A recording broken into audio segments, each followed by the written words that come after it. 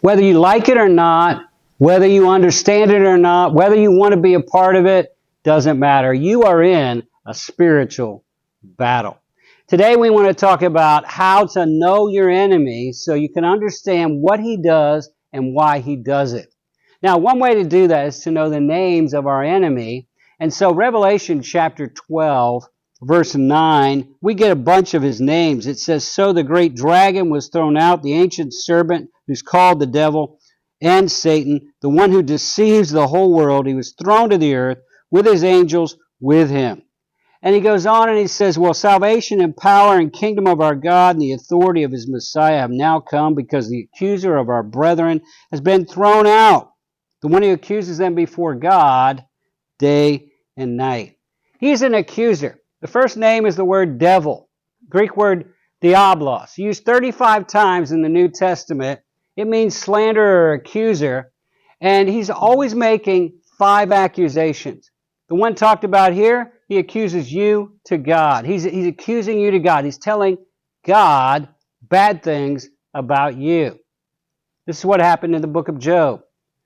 Next, he accuses God to you. He tells you bad things about God. This is what happened to Eve in the Garden of Eden. He accuses you to other people.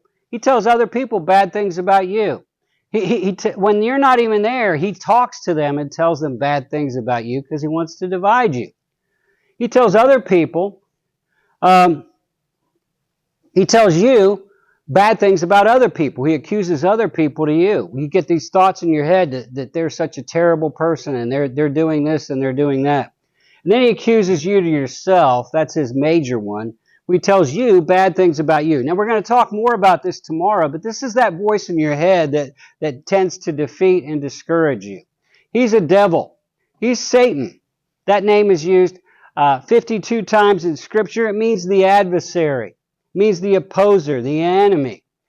Paul says, "I wanted to come and see you in Thessalonica, but I was opposed, hindered by Satan, the opposer."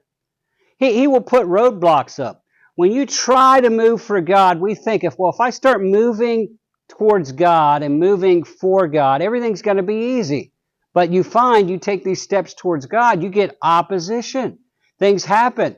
When I lead people to Christ, I tell them this next week will either be the best week of your life or you're going to have some noticeable opposition. One Sunday I was joking around and I said, some of you are going to get saved today and you'll go out in the parking lot and you'll have a flat tire.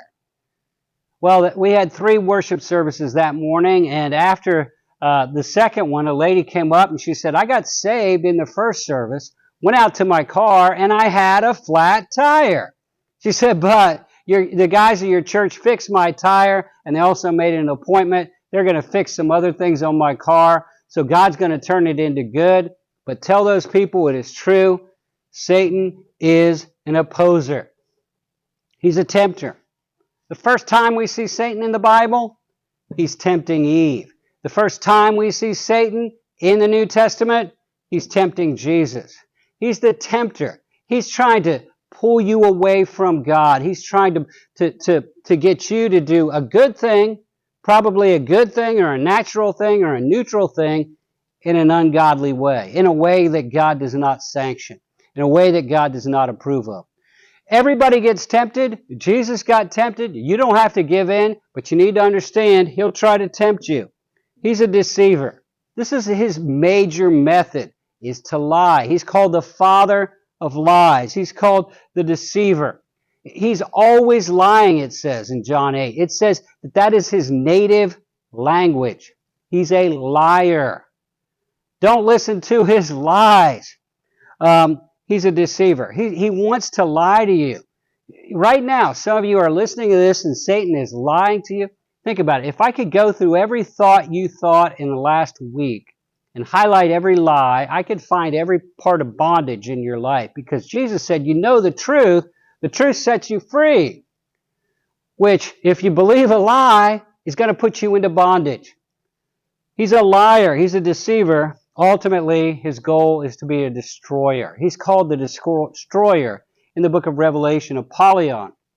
And he wants to use distraction to destroy you, to get you just enough off track so you end up way off track and being destroyed. He wants to deceive you so that you end up making bad choices and you end up being deceived. He wants to divide you, husbands from wives, kids from parents, church member from pastor, pastor from other pastor.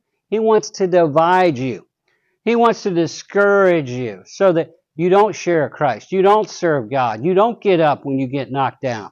He wants to defile you. He wants to deceive you into sinning so that you feel so guilty you don't do anything for God. Or you sin and you lose your testimony. And he wants to drain you. Even if you're doing everything right for God, if you pay attention, Satan will send some draining people into your life, some draining situations into your life to get you to a place where you make bad decisions and you end up being destroyed. These are 5 of the most common names of the enemy. These are 5 of his most favorite tactics. Know the enemy, and you can defeat the enemy. As it says in James, resist the enemy, and he will flee from you. I'm Dave Earley. We do this 5 days a week, Monday through Friday. You can follow us on Facebook or subscribe to our YouTube channel.